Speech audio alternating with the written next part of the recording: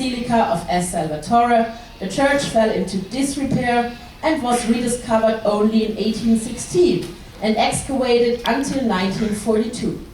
The foundation, some columns and parts of the wall have been preserved. And then there's this nice place called Piazza Archimede. There are many beautiful 14th and 15th century palaces and some cafes. The eye-catcher and highlight of the square is the beautiful Art Nouveau fountain, the Fontana de Artemide by Giulio Moschetti. The fountain motif depicts the nymph Arethusa, who is transformed into a spring with the help of the goddess Artemis. The Arethusa spring is located just a few meters further south after the Cathedral Square.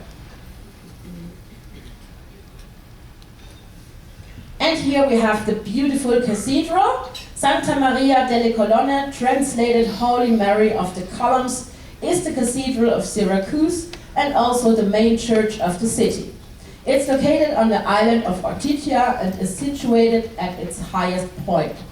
Originally, there was a temple dedicated to Athena here from the 5th century BC. But from the 7th century, it began to be converted into a Christian church. It continued to be expanded and decorated well into the 18th century. The facade was renewed in Sicilian Baroque style from 1728 due to an earthquake damage.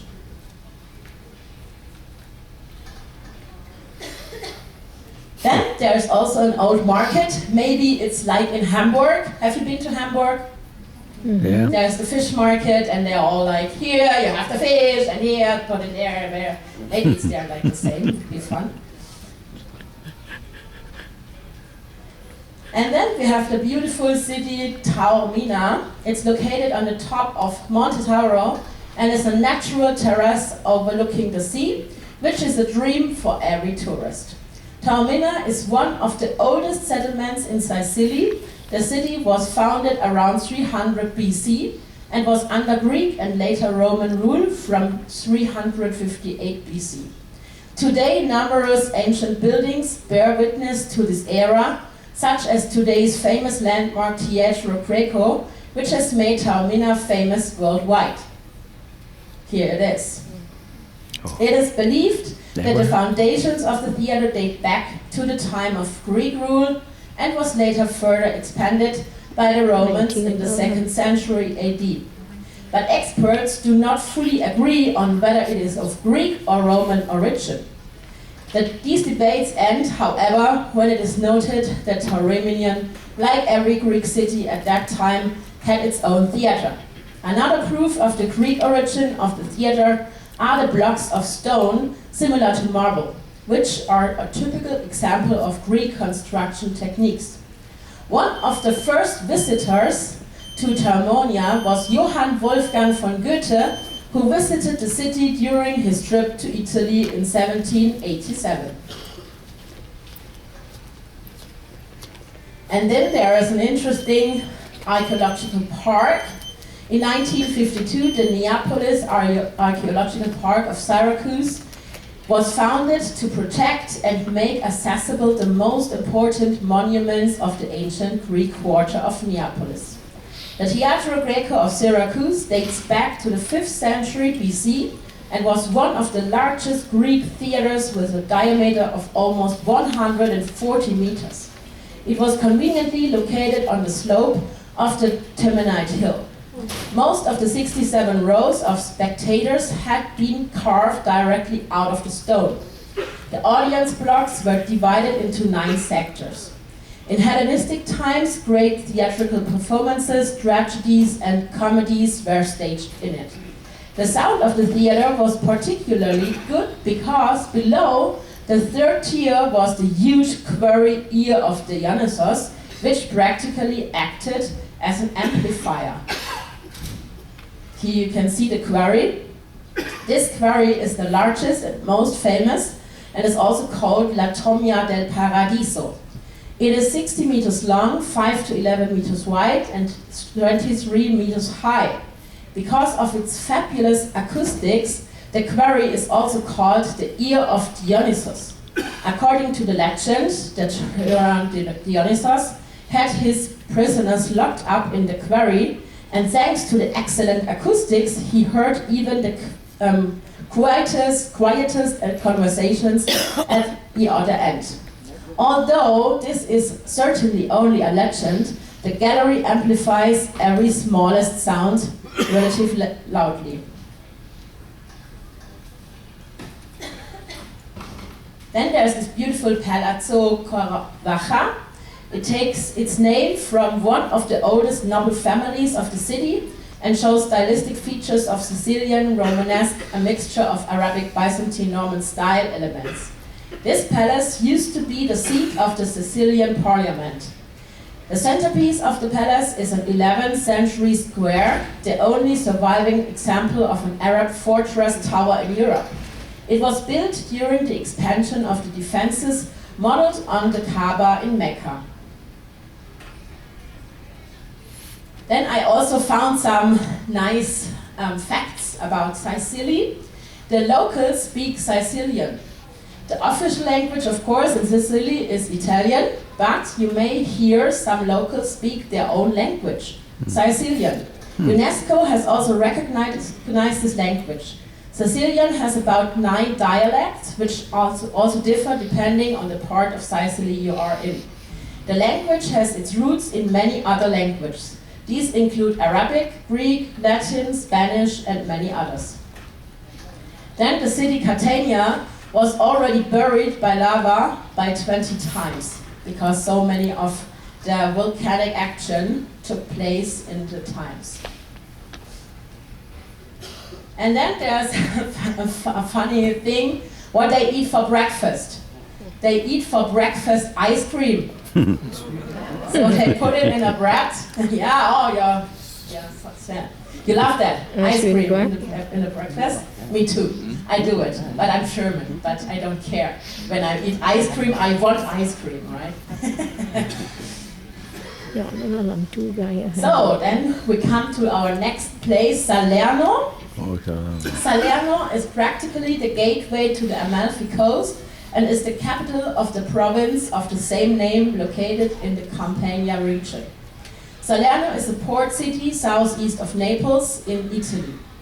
The area of Salerno has been inhabited since the Neolithic age, but documented finds date from 900 to 600 century BC and are of Greek and Etruscan origin.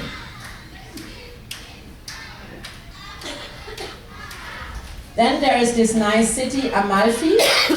The small town of Amalfi is not only the namesake of the beautiful Amalfi Coast, but at the same time a great highlight on the Gulf of Salerno, and is located in the midst of an impressive natural scenery below steep cliffs on the southwest coast of Italy. One almost has the impression that the city rises from the mountains, as you can see here. Between the 9th and the 11th centuries, Amalfi was even named the first great maritime republic of Italy, responsible for trade between the Orient and the West. Not much of the power of that time remains today. Amalfi in the Middle Ages was a small but bustling settlement full of workshops and stores. The waterhouse Caneto flowed through the town, but was blocked in the Middle Ages to facilitate the transport of goods and prevent flooding.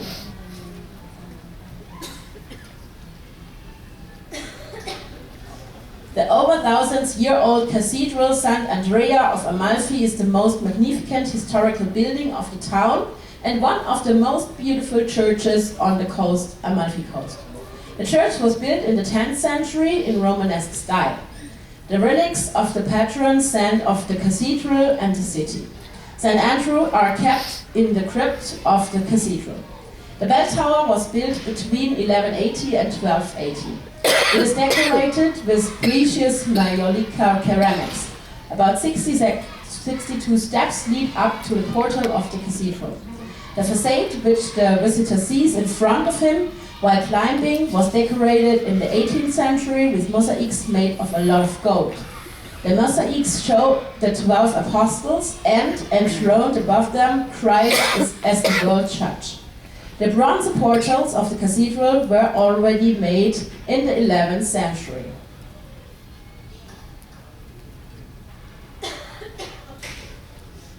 And then we have the beautiful places Pompeii and Herculaneum. As a friend of mine told me, in Pompeii it's already similar to Stonehenge, that some is surrounded, that you cannot walk through the hole, because many people sat on the places and they didn't want that. And in Herculaneum you can go directly straight to the things. Almost 2,000 years ago, on August 24 in 79, Pompeii perished. Mount Vesuvius had erupted. A rain ash poured down on the city.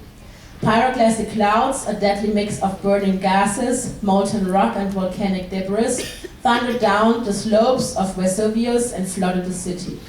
Many residents had left the city in time before the disaster, but a few thousands had remained in Pompeii, swept to their deaths along with their hometown.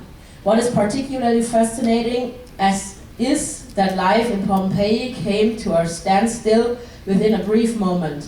Because in this way, under the ashes of Vesuvius, the image of life in a small Roman town could be preserved as in a time capsule. Then we come to our next port, Livorno. The port city of Livorno is beautiful with many facades. On the one hand, it is a world-renowned commercial city, and on the other hand, a place with many historical sites. Countless canals running through the old town also gave it the nickname Venezia Nuovo. In 1421, the city was sold to Florence. Finally, around 1570, the Medici commissioned famous architects such as Buontalenti and Pieroni to design Livorno as the ideal city, and rebuilt it accordingly. As a result, marshes were drained, and the connection between Livorno and Pisa, known as a Naviculi Canal, was built. Livorno is one of the largest port cities in Italy and is located in the western part of the Tuscany region, directly on the Tyrrhenian Sea. So here's a picture of it. And then we are coming to a city what you can visit from there. It's called Pisa, the famous city with the famous Leaning Tower. It's probably one of the most famous cities in Italy. It's located in the region of Tuscany and is surrounded by the province of Pisa. Even the sea is not far from the city on the river Arno. However, Pisa has more to offer than just the Leaning Tower. Strategically located, Pisa was one of the most important cities in the Mediterranean and boasts a cultural and scientific jewel in the past. Galileo Galilei also taught here.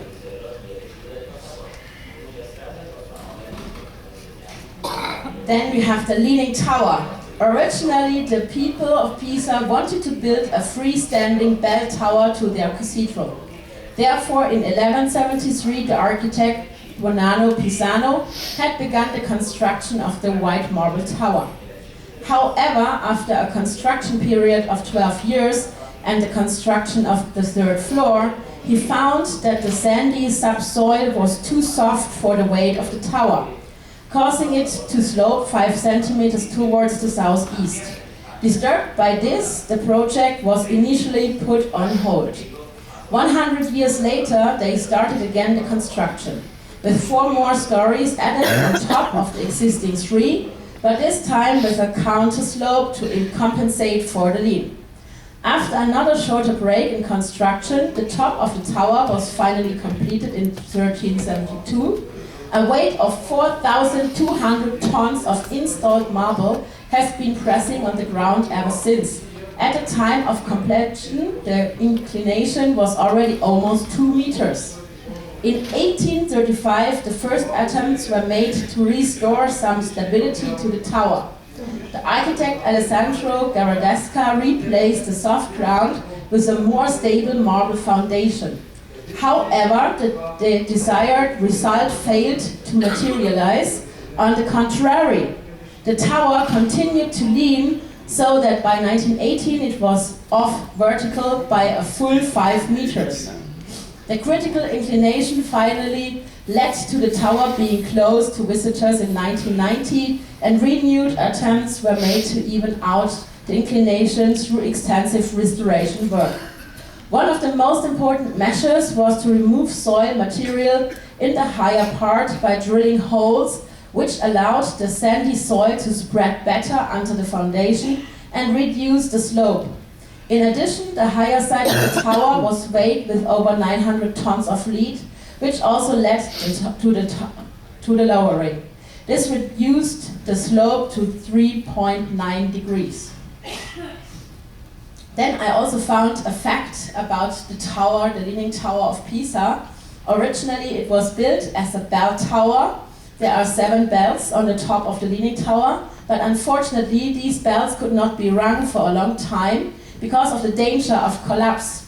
In the meantime, however, the bells can be rung with electronic hammers that cause only minor vibrations.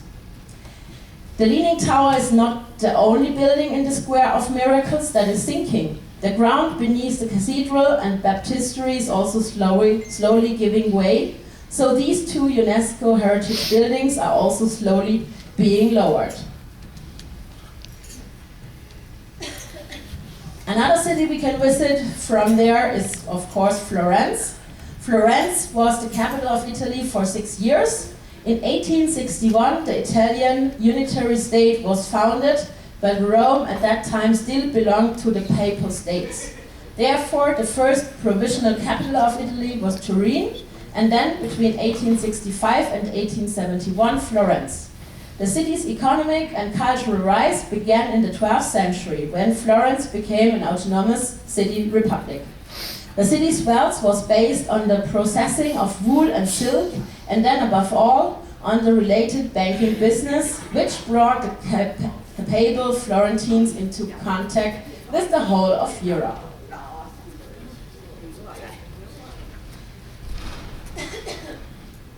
Then in Florence there's a nice place called the Piazzale Michelangelo. It's the most famous viewpoint of Florence, a splendid terrace that rises above the city and is dedicated to one of the most important Florentine artists of the Renaissance, Michelangelo Buonarroti.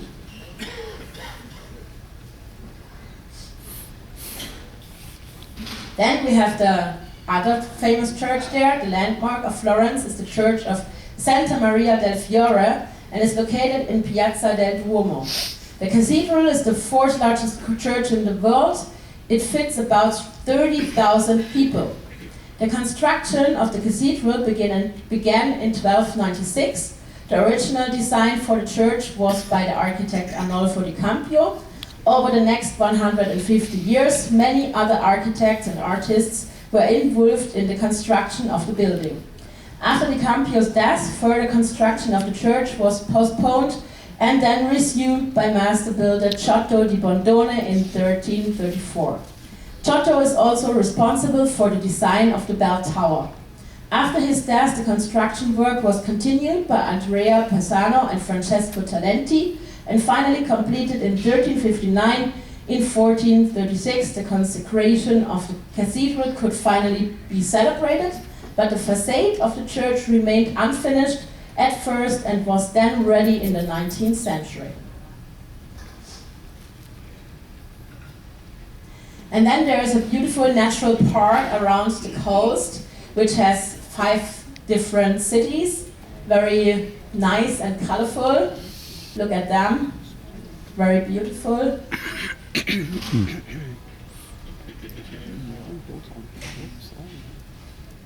Coming also out of the mountain. Yeah, and then we have our last port, Genoa. The major Italian city of Genoa is the capital of the Liguria region and now has about 800,000 inhabitants. Genoa was founded as an important landing and trading place in ancient times in the 6th century BC by the Ligurians and was an ally of Rome. Genoa's heyday took place in the Middle Ages at the time of the Maritime Republic of Genoa. After Pisa was defeated at the end of the 13th century, a period of great economic growth began, especially through trade with the Orient and Africa. The internal wars and the rivalry with Venice led to an alliance with France until Genoa was taken by the latter in 1499. It was only in 1529, and thanks to Admiral Andrea Doria, that Genoa regained its independence, which lasted until the Napoleonic period. Finally, with the Congress of Vienna in 1815, the city was assigned to the noble house of Savoy. So here's some pictures for you from Genoa. And here is also a nice street just to walk through, the Via Garibaldi. And this is the old port. In the old port there's also located the aquarium. The aquarium of Genoa is the largest and most modern of its kind in Europe and attracts more than 1 million visitors every year. It was designed and built, among others, by the famous star architect Renzo Piano. In Berlin, Piano helped to plan parts of the Potsdamer Platz. Then, Genoa is the birthplace of Christopher Columbus. So that's why you find there his place where he was born. It is located in Genoa, in Liguria, in the northwestern Italy. It's one of the most famous sites of the city and is located by the former city gate Porta Soprana. The house with the narrow rooms goes over 3 floors and is exhibited with numerous mementos and writings of Columbus, so it's worth to visit. Christopher Columbus was born in 1451. Then we have, of course, lots of palazzos there. The Palazzo San Giorgio was built in the 13th century. For 2 years, the palace was the seat of the town hall until Guglielmo Boccanegra was forced into exile and the palace was used as a prison. Marco Polo is said to have been imprisoned there.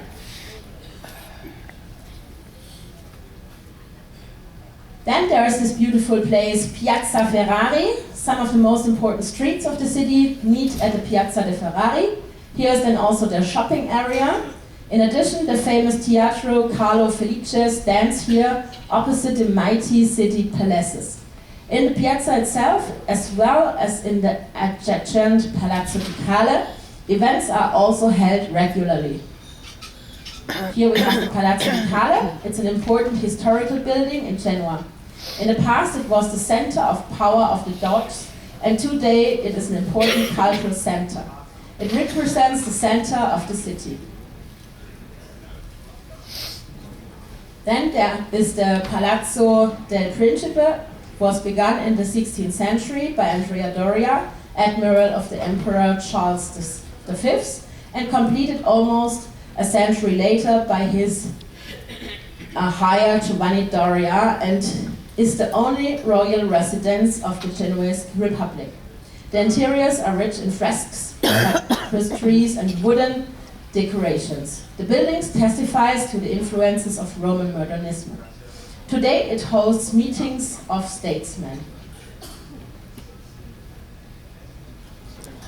At the end of the 10-kilometer long waterfront promenade, Corso Italia, lies Boccadassi, a picturesque district of the port metropolis of Genoa and a beautiful fishing village with charm.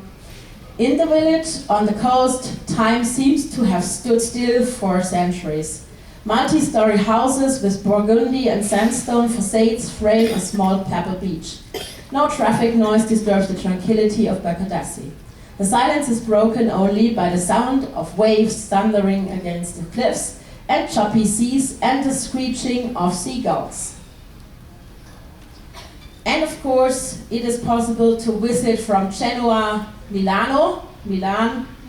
It is the second largest city in Italy with 1.3 million inhabitants. But it's not really typically Italian. The city does not advertise itself as Florence does, for example. They say Milan is rather different at heart than the rest of Italy. The work ethic is high, the climate is not particularly intoxicating, and the public transport works perfectly and in time. That's not typical Italy, right? The name of the city of Milan was derived from the Latin name Mediolanum, meaning city in the middle of the plain. Then we have this very nice dome, the cathedral, Milan Cathedral, with the Golden Madonna on the top and the walkable roof terraces is the symbol and the biggest attraction of Milan. The majestic structure, whose full name is Cathedral of Santa Maria Nascente, is made of white Candolia marble. With its 5 naves, it is overwhelmingly large. It took almost 6 centuries for the Milan Cathedral to be completed. The cathedral is the most important work of Gothic architecture in Italy. What are you doing here? The technique! What are you doing?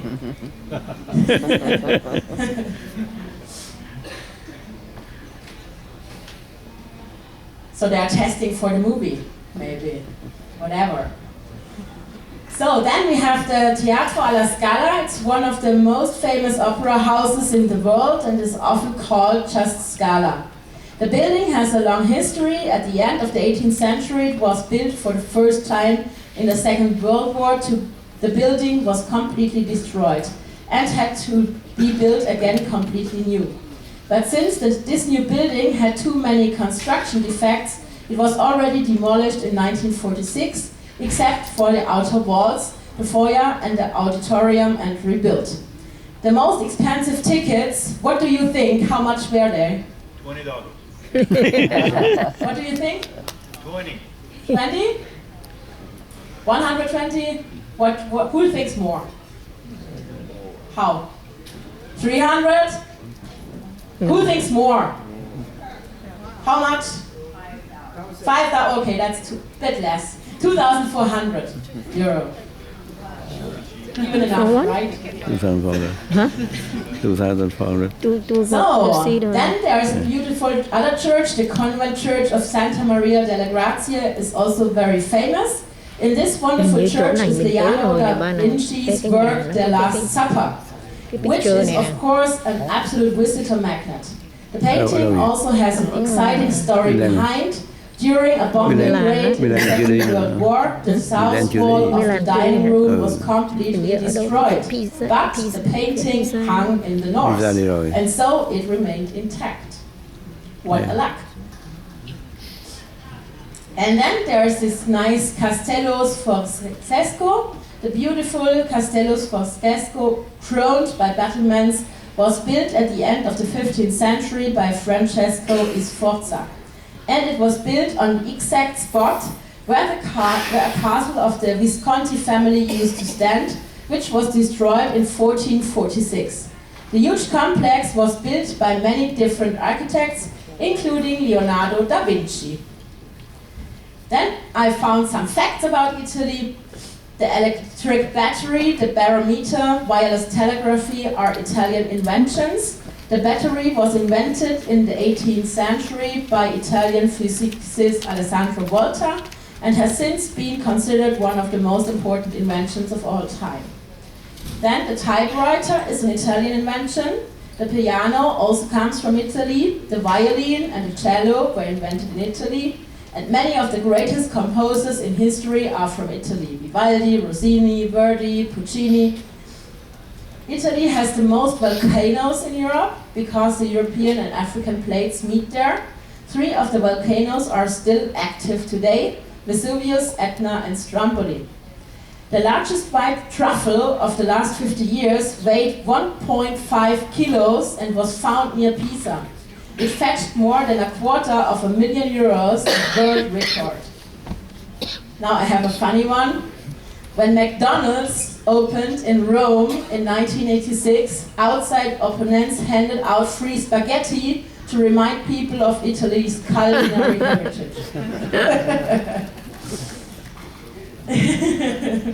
Then in Genoa, Genoa is famous for its famous pesto sauce. The word pesto has its origin in pesta, which means to crush. And since you crush the ingredients in pesto, it's very logical. Then the jeans has its origin also in Genoa. The cotton for the jeans was first produced in Genoa And the word for this cotton fabric was also called jean, hence the name jeans. Genoa has many climate plates on the bottom. So if the aircon is in the bottom if you're walking down the streets. So for the women, if you wear a dress, you can make that Marilyn Monroe because the wind comes from that. Yeah, that was my speech about Italy.